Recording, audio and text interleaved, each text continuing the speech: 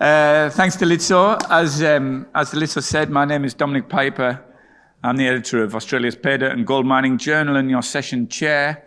Thanks for joining us. The last time we all met here in 2019, this really wouldn't have been a discussion, I don't think, decarbonisation in African mining. There was questions about access to energy and how to access power for new projects. But really, the idea of decarbonising operations was not on the agenda.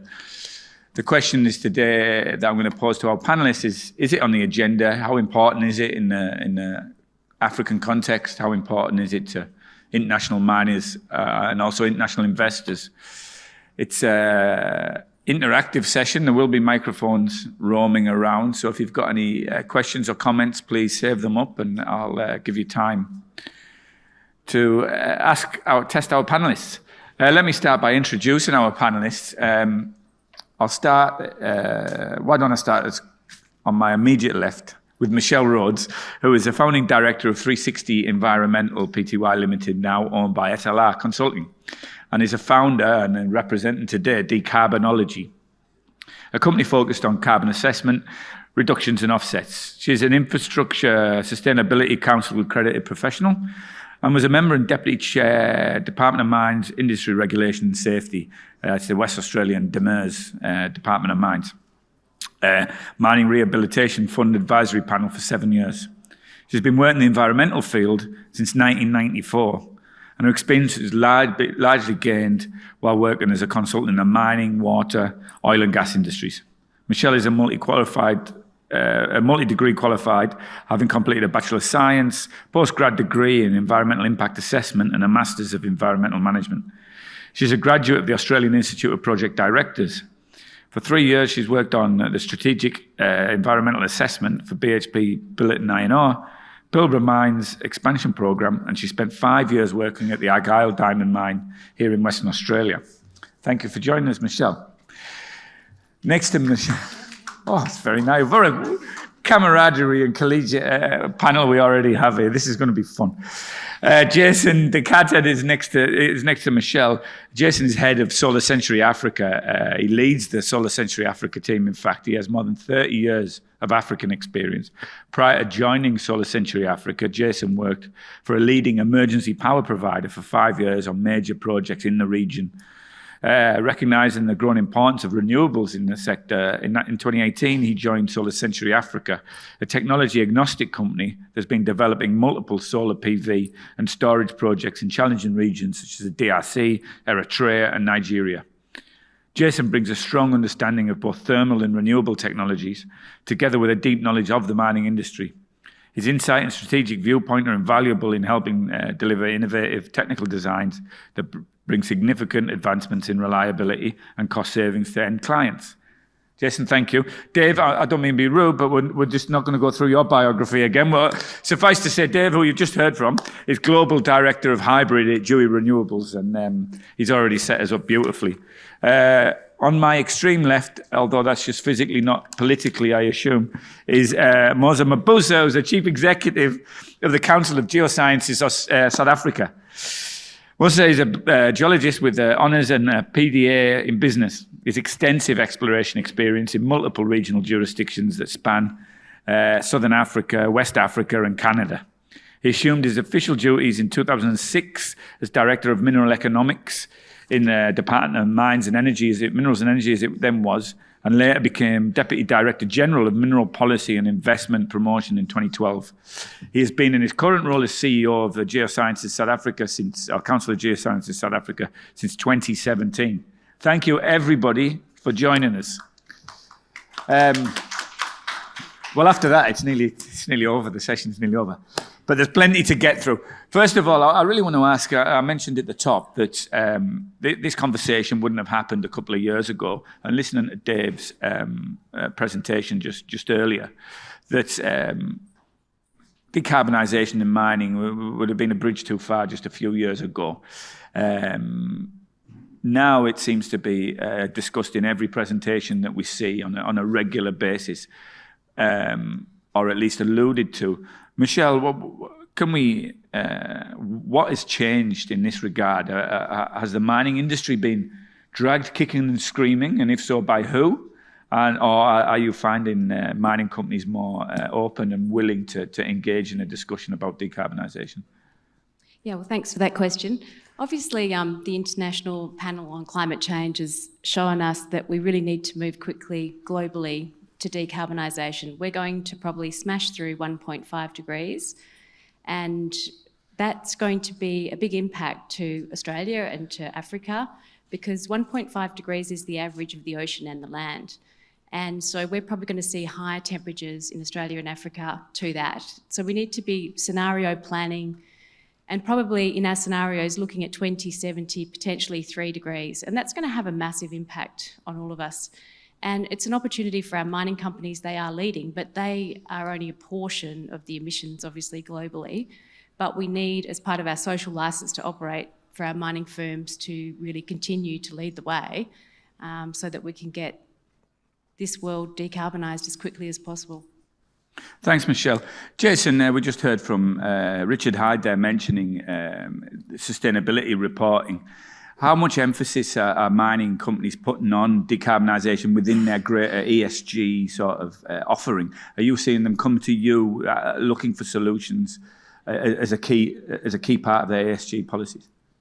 Yeah, no, great question. So yes, we're seeing a huge uptake, and I think we're seeing a lot or a big shift in the mentality of people and the way that they approach this. And that, I think that just as the mining industry, many many decades ago had a terrible sort of reputation for health and safety, etc., and now there's no one better. When I go to mines, literally the amount of toolbox talks and safety talks is fantastic. And I think what we're going to see is that shift of energy and focus onto the ESG and onto the renewable energy. And as you heard there from the gentleman talking about West, they're already reporting their carbon emissions, and you can do a carbon emission to dollar. So, and there's very few other industries really that I think you're getting to there. So we're seeing that a massive amount.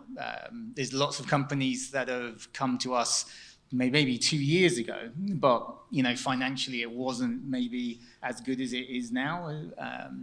But also I think there is also now renewable energy is much more trusted. It is something which, there are mines that have got these operational hybrids now. And at the end of the day, there's nothing cheaper than solar power. So it's a win-win for everyone. Thanks, Jason. It's interesting in that word, that phrase, renewables is trusted. Dave, you talked and the developments in just a few years. Dave, you talked in your presentation about Sakari and the difference in building a mine like that or a power solution like that today. Are you finding skepticism still on? I'm really interested to know, still on the mine site. It's all very well in the boardroom that people talk about reducing carbon emissions. Are you finding skepticism in the operations team when you're talking? Less and less every year. And if you go back to let's take the Decarbonisation project here in Western Australia, which was one of our very, very first hybrid projects. That project was built at around $50 million for a 10 megawatt project. To build that project today, I've got to be careful what I say here, we'll ask for a discount, but around about $15 million for a project of that size. So the cost curve has come down dramatically. I think the other big factor, and you touched on it, is reliability on a mine site. A typical off-grid mine site is looking for about 99.8% reliability. That's higher than the grid. And so reliability in power generation on a mine site is critical.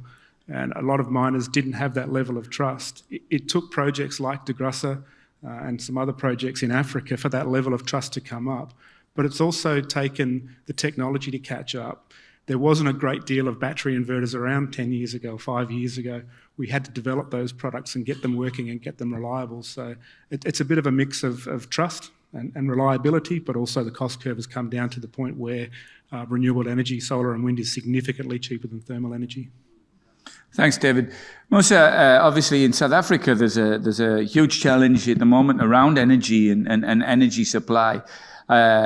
Is the government and the industry there looking to renewables and decarbonisation as not only a solution to environmental problems, but a solution to energy supply as well? Yes, thank you, Dominic. I think in the South African context, we are lucky that when we introduced the mining regulatory reforms in 2004, we adopted a sustainable mining approach, which started to introduce and consider environmental aspects into mining, which was previously not quite a consideration. So for us, this is part of the journey of sustainable mining, the inclusion of decarbonization, as it were. And as a country, we have elected to invest in more research to look at what are some of the best scientific interventions we can put in place as part of decarbonization. And what excites us, and one of our largest mining companies launched a hydrogen fuel cell truck earlier this year. Now, we all know that hydrogen is a very scarce resource. And part of the research we are embarking upon is indicating that these sources of carbon emission, with the right scientific research, could potentially be the source of hydrogen. Now, I think we have an opportunity to invest in science to turn a problem to humanity into a solution for humanity. And in doing so, we are then able to move forward looking at the sources, the current sources and methods of energy generation that are a critical source of carbonization to be part of the transition to decarbonization. We believe, and we don't only believe, we are investing in partnership with our mining industry and other stakeholders in this research, and we certainly believe that in the short term, this research will be presenting a new trajectory of the conversation and the narrative that we are having today. Thank you very much. Thank you, Musa. It's very interesting to see, whereas in Australia, Western Australia at least, with our ample reserves of lithium and of nickel and of manganese, we very much talk about lithium-ion batteries as a one and only solution for battery storage and so and energy production. But obviously in a country like South Africa that has such reserves of potential reserves of hydrogen, but also of the platinum group metals that go into the production of fuel cells, there's a slightly different conversation going on. Michelle, can I ask you about the differences in conversation as well? In the African context, is there an opportunity is it an advantage to be building a renewables project on a mine site or a decarbonised mine in Africa over one in Australia? Is the opportunity to jump generations of technology? Look, absolutely. I think we've all got to lean into this problem globally. There's no point, one country doing work one way and another way. Certainly there's a real opportunity for Africa to be a leader in this space when we look at the abundant solar energy, the benefits to the communities. I mean, we really want to look at agroforestry and restoration that's compatible to the landscapes. The soils have been degraded in many areas, significantly. So we really need to put soils at the front, communities at the front, and not think about these projects in isolation. And I think world-leading practice is you think about the precinct, the area within which you're working, and what can be the best outcome.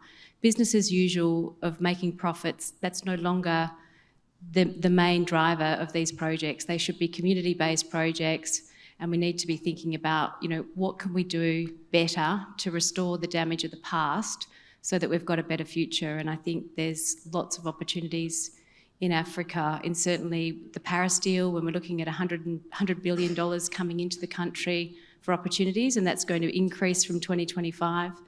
And there's lots of application from Australia that we can share together and be better. Yeah, it's a really interesting point, Jason. In your work in Africa, is developing a renewables project or is it as much a solution to a problem, or is it opening up opportunities as well for upliftment. Yeah, no, absolutely. I mean, I think the one of the approaches that we're looking at is on the big solar farms that we're developing is what else can we support as far as the local community. And in the UK, we're super good about installing hedgerows or reinstalling hedgerows with paths for hedgehogs to go through, beehives. We sow the ground with wildflowers to try and increase the local habitat, and there's no reason why we can't follow that same program within Africa, but using the African sort of context. We're doing a lot of work in Botswana at the moment, where cattle are predominantly a huge sort of connection for the local people, and so how can we integrate cattle and what they need with large solar farms? Because otherwise, I think in the UK we have something like 5 cattle per hectare. In Botswana, it's 48 hectares for 1 cattle. So, can we readdress that balance? Can we make it that we can put land aside that we can then use the water that we use for cleaning panels, etc., to irrigate certain areas that then cattle can go. Cattle can't go in with solar panels, sadly, because they scratch themselves and bend it out of shape. Same with, you can't have goats because goats jump on the panels. But sheep do very well. But a woolly sheep in Botswana may not last so long. But again, it's about stretching the mind, stretching innovation, and trying to think out of the box to say, well, how can we make this a win-win for everyone? Dave, are you finding clients coming to you asking for wider, broader solutions rather than just the opportunity of providing power to mine? Yeah, absolutely. I think wind is the next phase of hybrid projects for us, and we're seeing more and more opportunities where wind, solar and battery are playing a part, and that gives you that renewable energy, the high energy fractions across the board. I think there's probably in the next 12 to 18 months 4 or 5 large-scale hybrid mining projects that'll go ahead using wind. And again, I hate to keep coming back to the West Australian examples, but the Agnew project is a significantly successful project and kind of sets out the framework for what hybrid projects are going to look like going forward. Similarly, in Madagascar, Rio Tinto looking at a very large solar and wind project on the southern tip of Madagascar. So it's certainly wind, solar and battery, that mix, and the high fraction renewable energy fractions will be the next couple of years. Great, thanks. Well, I've been incredibly greedy, which always happens with me as I'm a journalist asking lots of questions. I'd like to open it up to the floor now. Would anybody like to ask a question or make a comment or test any of our panelists? Have we got any questions? Oh, we've got one there and also one over there. Thanks, Fidi.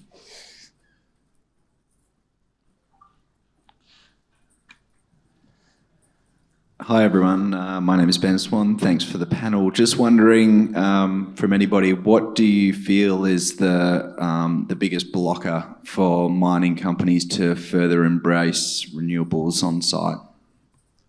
Ben, that's a great question. Dave, I think the biggest challenge we see is in permitting, both particularly in areas that are a little bit more sensitive to the local culture. Permitting is one of the biggest challenges we face, and rightfully it should be. We should be looking at the permitting in the right way and making sure that we're not disturbing any habitat or putting any flora and fauna at risk. But that environmental approval process is probably one of the biggest challenges we face, and it takes the longest time during the development process. Jason, and then Mons. Yeah, in actual fact, in the mining side that we're seeing in Africa, a lot of it is actually the life of the mine. Because if it's, solar panels really to have a decent payback, or you've got to have a mine at least 18, 25 years. So if you've got in the beginning, when you first open a mine, quite often very conservative about the resource, so it might only be a 10-year life of mine. 10-year life of mine to install, a new hybrid in the way of battery and solar. A solar panel, we can give guarantees on a lot of our solar panels for 35 years. So if you're only using it for 10, that makes the economics super tough. And I know with ESG, that's becoming a lot more, palatable now, in the way of people are saying, well, actual fact, it doesn't really matter because we need it. But if you can try and find an alternative for, what about after the life of mine? But again, for short-term life of mines, it is very challenging. So because there was always a slight economics, and in the way of it's not so much a blank check. Well, we just need it for our ESG. Yes, that is true, but it is true up to a sort of an area, and that's why you've got to look at you have to look at the economic payback. It's very easy for us to design a site with 80% renewable energy, but your capex is more than likely double than the cost of putting the mine together, which is crazy. You'll never get that funding. So it's a mix. Thanks, Jason. Musa, did you add a point to make? Yeah, I think you said it very well. But in addition to the economics, is that I see that change happening within an ecosystem, and I find that,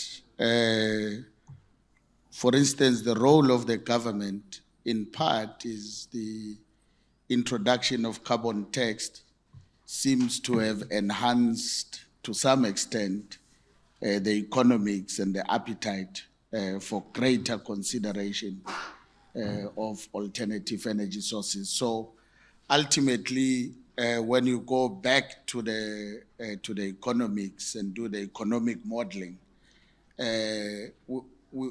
I think we need to take a step back and look at that economics and look at what instruments do we pull in order for us to achieve the common objectives, and that encourages everybody, the mining industry, society, the government, and everybody else, to deliver the win-win that we all desire. Thank you. Thanks, Musa. Michelle, did you want to? Yeah, is that on? Yeah, I just wanted to say, I think we're seeing a real change in the way that materials move around the world as well. I think for mining industries, we've seen a real focus on Scope 1 and 2 emissions. I think going forward, we're going to see that focus on Scope 3. So the Scope 1 and 2 emissions and the boundary of what you can control within your organisation, mining companies have got that pretty well in hand. But the Scope 3, so as things start to move up and down value chains, I think you're going to see a big shift in the way people procure and move things across borders, the carbon border adjustment mechanism in Europe. So, it's going to put a price on the embodied carbon in our products and, right back to the raw materials. So, yeah, there's going to be a shift. Yeah, it's a great point, and if only we could have a part 2 of this panel discussion, I think we could go straight on to Scope 3 emissions. We've got one down here and then one just down here for Ian, and then one at the back as well, video after that. Thanks. Thank you. Ian Murray. A lot of work is going into the space through the mining industry as a whole. So putting your collective visions on, do you think the mining industry could achieve net zero? And if you do think that, when? Which decade? And if not, what targets should the industry be working towards? Michelle, I think you should take that first. Yeah, of course. That's a great question. So obviously our government's come out and said we're going to be net zero by 2050.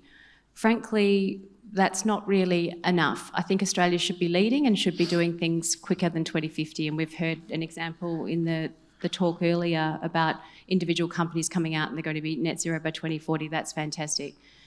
Yes, we can achieve it. It's a matter of just cracking on quickly. This is a radical change in the way that we think about our operations, our activities. Internally, we should be having a price on carbon now. Our ACCU price here, $25, $30, international carbon pricing, $100 up to $200 if it's got other benefits. So it's creating markets, it's creating opportunities that are limitless. Africa could be a powerhouse for carbon credits and trading. So can Australia. The opportunities are there, there's the will, and I think we're going to see fantastic opportunities to all get aligned and decarbonise. So yeah, I think we can do it. We have to do it. That's a great point. We've got one, I'm getting fired up now, it's really inspiring, thank you. We've got one more question, just down the back there, Vidi, thank you.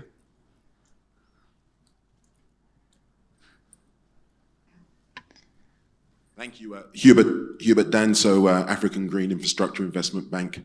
I think, as we know, when we talk about ESG, we in the continent really have to place a great deal of emphasis on the S.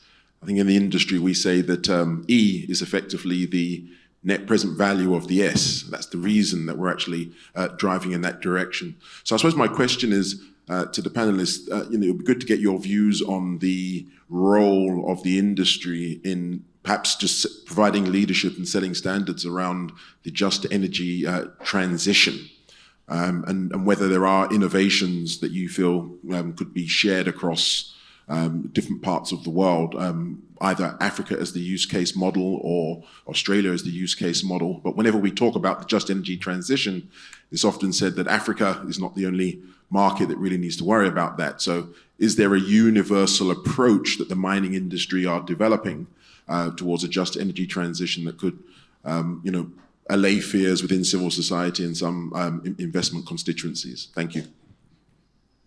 Yeah, well, that's a terrific question. I'm going to see who's going to be prepared to take that. Musa, you wanted to take it? Yeah? Yeah, let me start. Thank you. I think that's a great question, in that the solution will not rest only with either the governments or some mining companies. I think the solution rests in all of us pulling together. And there are quite a number of interventions that are in place and research. They are hardly coordinated. And I don't think that the debate is either or. It's all of the above to secure the transition from the high to zero or to low carbon emissions. And one of those, which I think that it's worthwhile for the mining industry to consider collectively investing little bit from each, is research that would consider issues of carbon capture, utilization and sequestration. Not all the geology is the same everywhere in the world. Fortunately, Australia and South Africa have very similar geology, and some of the geological terrains are characterized in a way that, and they have rocks that in which the carbon can be sequestrated. But the capture also includes other applications of that carbon, so that we can continue to use coal, we can continue to use renewables and build more on renewables, and we can use all manner of energy that humanity requires today and in the future. I think that it would be, it will not be fully responsible for us to have this discussion and assume that it is a binary conversation that says we are transitioning away from coal. And I want to put it to the audience that we can transition with coal, with the right investment in the research that can allow us to continue using the coal and be zero, and get to zero carbon emissions.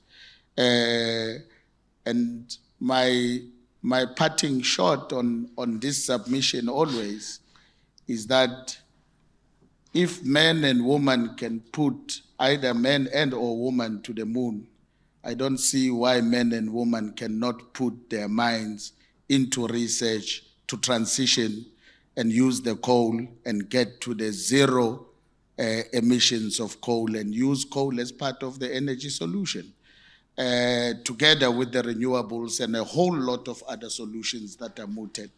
I think it is not a binary discussion. It's got to be all of them together. And that way, the mining industry, the governments, the researchers would have taken a responsible step in leaving a proper legacy for generations that will come after us. Thank you very much. Thank you very much, Musa. Well, if we've got 2050 targets, unfortunately, we've got 24-minute 30 targets, 34-minute 30 targets, I should say. We've run out of time, unfortunately. We're running 5 minutes over schedule. I'm sure you'll agree with a high-quality panel like this, we could have gone on for another hour or so. We didn't get to all sorts of questions around gas as well as a transitional fuel, about electric mobile equipment. And I know you tried to squeeze it in, Mosa. But thank you very much to our panelists. And can you please join me in thanking our panelists, in fact?